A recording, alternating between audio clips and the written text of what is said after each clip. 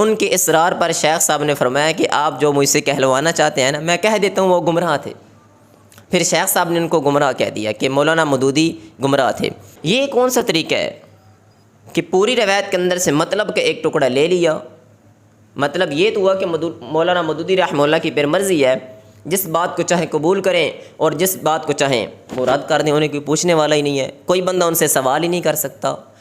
جو مولانا مودودی رحمہ اللہ کے حامی ہیں ان سے سوال ہے کہ آپ حضرت عثمان رضی اللہ عنہ کے بارے میں وہ نظریہ رکھتے ہیں، تو جو باقی دیگر صحابہ کرام تھے اسی روایت کے اندر وہ صحابہ کرام ان پر بھی طعن و تشنیع کی گئی ہے، تو ان کے بارے میں آپ کا کیا خیال ہے؟ ان صحابہ کرام رضوان اللہ تعالیٰ علیہم اجمعین کے بارے میں آپ کیا نظریہ رکھتے ہیں؟ ان کی آپ کیا کہیں گے؟ کیا ان کی بھی گستاخی کر دیں گے؟ کیا اس بات میں آپ مولانا مودودی رحمہ اللہ کے شانہ بشانہ کھڑے ہیں؟ کیا ان کی بات ماننے کے لیے آپ تیار ہیں کہ مولانا مودودی نے جو کہہ دیا حرف آخر ہو گیا؟ حالانکہ اگر ہم اس کی سند کے اوپر بات کریں نا، اس روایت کی سند کیا ہے جو خلافت ملوکیہ صفحہ نمبر 99 پر مولانا مودودی رحمہ اللہ نے ذکر کی ہے، صحابہ کرام رضوان اللہ تعالیٰ علیہم اجمعین کے متعلق آپ کا کیا نظریہ ہے؟ مناظرہ کیا ہے خلافت ملوکیت کا، لیکن سوال کیا ہے صحابہ کرام رضوان اللہ تعالیٰ علیہم اجمعین کے متعلق آپ کا کیا نظریہ ہے؟ حدیث کیا کہتی ہے کہ حضرت عثمان رضی اللہ عنہ کی شہادت مظلومانہ تھی، منافقین نے ان کو شہید کیا تھا، جبکہ مولانا مودودی کہتے ہیں کہ حضرت عثمان رضی اللہ عنہ اپنی شہادت کے خود ذمہ دار تھے۔ حضرت عثمان رضی اللہ عنہ اپنی شہادت کے خود ذمہ دار تھے اور انہوں نے اپنی خلافت کے اندر خرابیاں کی تھی، العیاذ باللہ۔ ایک صحابی رسول کے متعلق، خلیفہ سوم کے متعلق ایسا برا عقیدہ، اللہ کی پناہ۔ السلام علیکم ورحمۃ اللہ وبرکاتہ، نحمدہ ونصلی علی رسولہ الکریم، اما بعد۔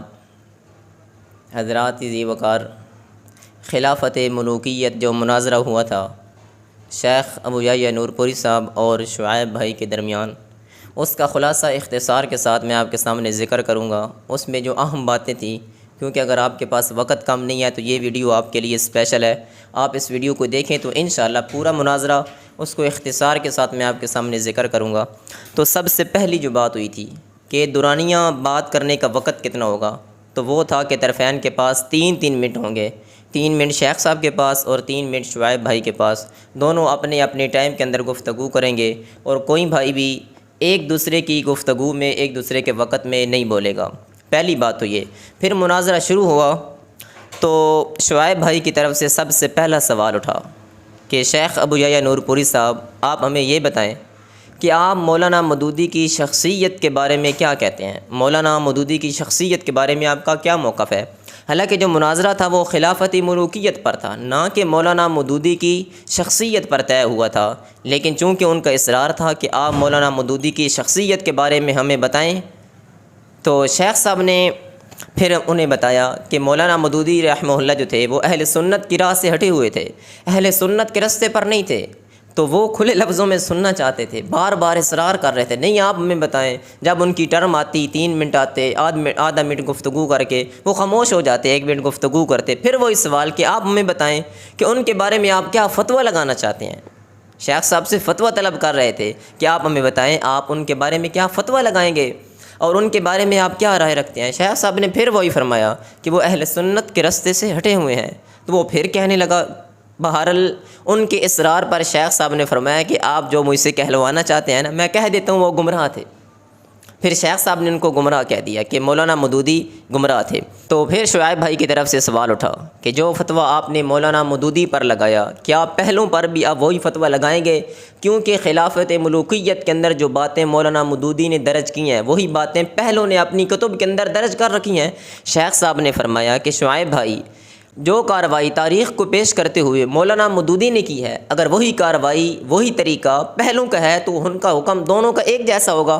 اگر پہلوں کا یہ طریقہ نہیں ہے، وہ تو انبیاء کرام علیہم الصلاۃ والسلام کی عزت کرنے والے تھے، صحابہ کرام کی عزت کرنے والے تھے، جبکہ مولانا مودودی عصمت انبیاء کے بارے میں ان کا غلط نظریہ تھا۔ اسی طرح تفسیر کے بارے میں حدیث کو قبول کرنے اور حدیث کو رد کرنے کے اعتبار سے ان کے جو نظریات تھے اور ان کے اصول وہ صحیح نہیں تھے۔ تو اہل سنت ان کا ایک الگ موقف ہے، اہل سنت کا راستہ الگ ہے، مولانا مودودی یہ اہل سنت کے راستے سے ہٹے ہوئے تھے۔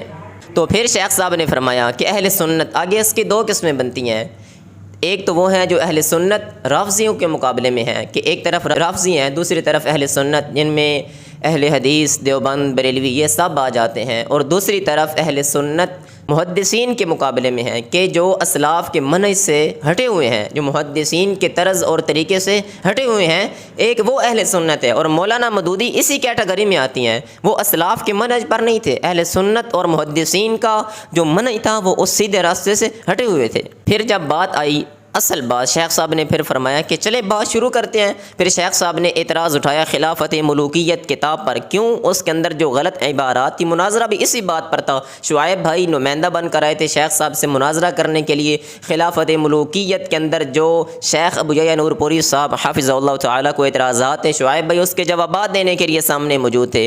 تو شیخ صاحب نے پھر اعتراض کیا، فرمانے لگے کہ ہمارا جو اعتراض ہے وہ سن لیجئے۔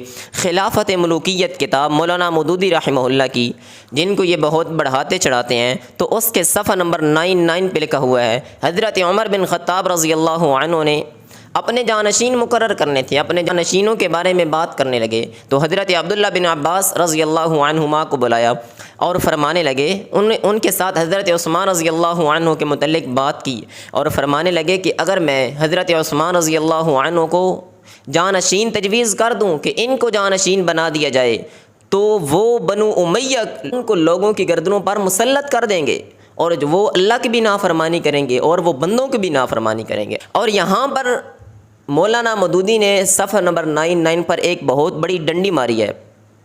اب حضرت عثمان رضی اللہ عنہ کی ذات کے اوپر طعن و تشنیع کرنا مقصد تھا، تو ایک درمیان سے ٹکڑا نکال لیا، اس روایت کو پورا ذکر نہیں کیا، آگے والی بات پیچھے والی بات بالکل کاٹ دیتے ہیں، اصل بات اس بات کی طرف نہیں آئے۔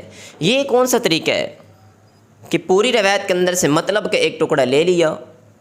مطلب یہ تو ہوا کہ مولانا مودودی رحمہ اللہ کی پھر مرضی ہے، جس بات کو چاہیں قبول کریں اور جس بات کو چاہیں وہ رد کر دیں، انہیں کوئی پوچھنے والا ہی نہیں ہے، کوئی بندہ ان سے سوال ہی نہیں کر سکتا۔ تو یہ غلط افکار تھے مولانا مودودی رحمہ اللہ کے۔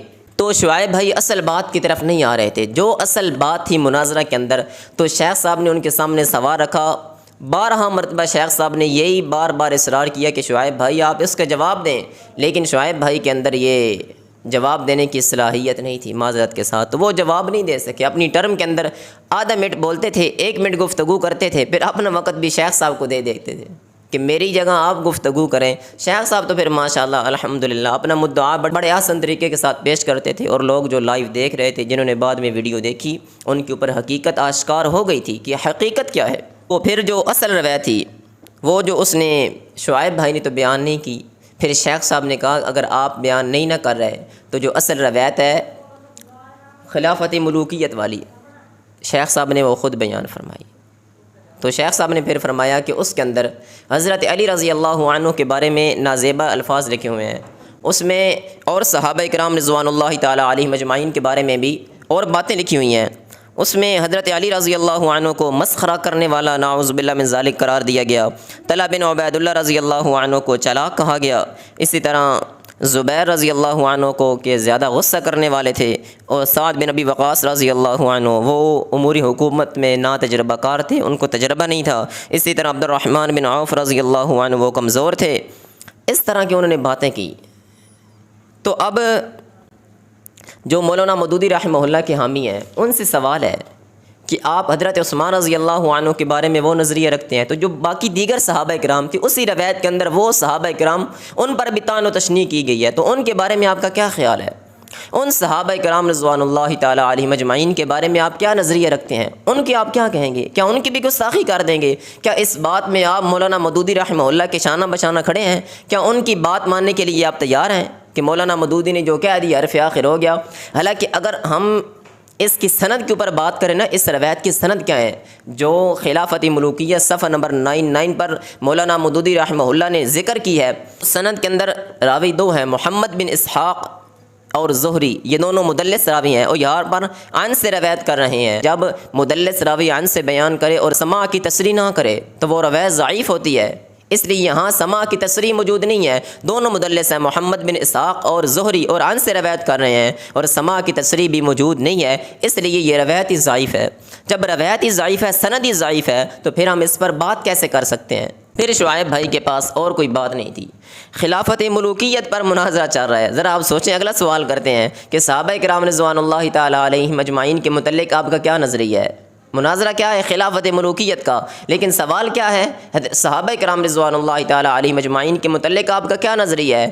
شیخ صاحب سے کہنے لگے کہ آپ انہیں معصوم سمجھتے ہیں یا انہیں مغفور سمجھتے ہیں؟ تو شیخ صاحب نے فرمایا کہ ہم انہیں مغفور سمجھتے ہیں، کہ صحابہ کرام رضوان اللہ تعالیٰ علیہم اجمعین مغفور تھے۔ پھر وہ کہنے لگا کیا صحابہ کی غلطی کو غلطی کہنا گناہ ہے؟ شیخ صاحب نے کہا صحابہ کی غلطی کو غلطی کہنا گناہ نہیں ہے، لیکن غلط بات ان کی طرف منسوب کرنا یہ گناہ ہے۔ کوئی بندہ غلط بات صحابہ کرام کی طرف منسوب کر دے یہ بڑا گناہ ہے، اگر کوئی عام عالم کی طرف غلط بات منسوب کر دے یہ بھی گناہ ہے۔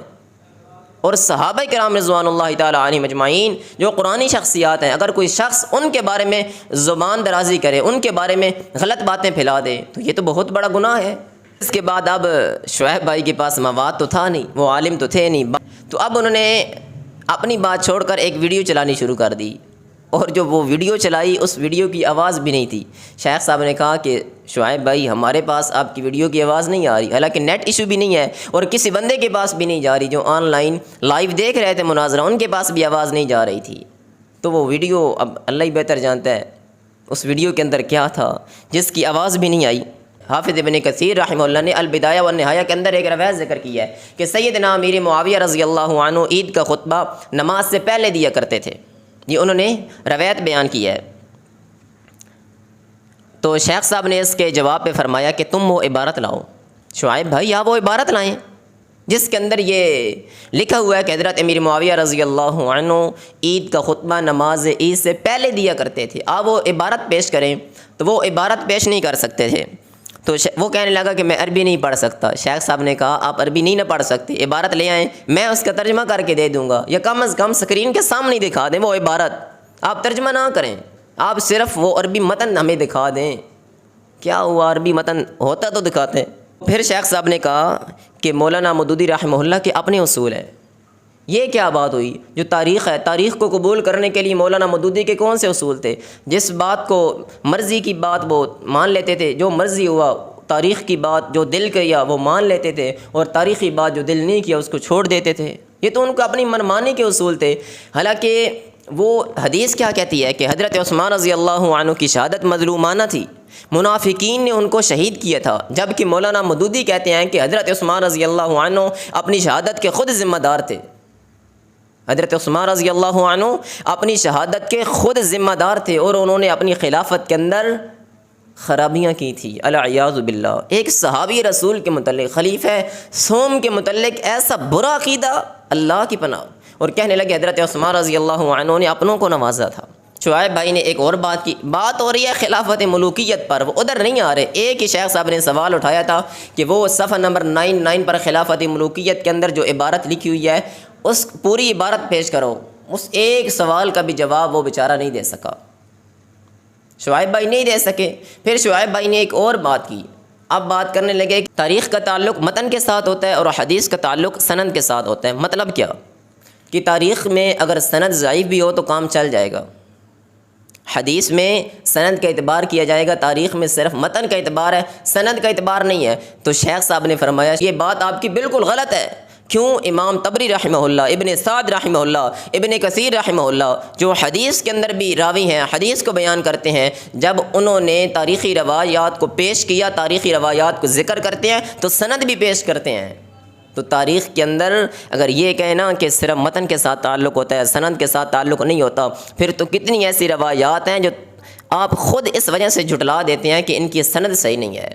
میرے بھائی سب کچھ سند کے اوپر دار و مدار ہے، لولا الاسناد لقال من شاء ما شاء۔ حضرت عبداللہ بن مبارک رحمہ اللہ فرماتے ہیں کہ اگر سند نہ ہوتی نا، پھر ہر بندہ جو اس کے جی میں آتا کہہ دیتا، اسی کو پوچھنے والا ہی نہ ہوتا۔ تو یہ سند ہے، اگر کوئی جھوٹ بولے گا تو پتہ چل جائے گا یہ جھوٹا انسان ہے، سند سے پتہ چلے گا۔ تو یہ اختصار کے ساتھ میں نے آپ کے سامنے خلاصہ رکھا۔ اور وہ جو شعیب بھائی آئے تھے وہ شیخ صاحب کے سامنے علمی اعتبار سے تو بالکل زیرو تھے، کیونکہ مقابلہ ہی نہیں تھا، دنیاوی تعلیم میں بھی اور دینی تعلیم میں بھی۔ شیخ صاحب نے تو پی ایچ ڈی کی ہوئی ہے، اس نے پی ایچ ڈی تو نہیں کی ہوگی، تو وہ جو اگر دینی اعتبار سے تعلیم کی بات کریں تو وہ تو عربی بھی نہیں پڑھ سکتا تھا، حالانکہ عربی تو ہم جیسے نالائق اور مدارس میں پڑھنے والے تیسری چوتھی کلاس کے طلباء وہ بھی عربی عبارت پڑھ لیتے ہیں اور ترجمہ کر لیتے ہیں۔ تو وہ جو مناظرہ کرنے کے لیے شعیب بھائی آئے تھے ان کو عربی عبارت بھی نہیں آتی تھی، انہوں نے خود اس بات کا اعتراف کیا۔ تو شیخ صاحب کے مقابلے میں ان کی دنیاوی تعلیم بھی کم تھی اور دینی تعلیم بھی کم تھی۔ دوسرے نمبر پر شعیب بھائی لفظی غلطیاں بھی کر رہے تھے، وہ کبار کو کبار پڑھ رہے تھے، صغار کو صغار پڑھ رہے تھے، یہ لفظی غلطیاں ہیں، یہ بھی پکڑی جاتی ہیں، وہ لفظی غلطیاں بھی کر رہے تھے۔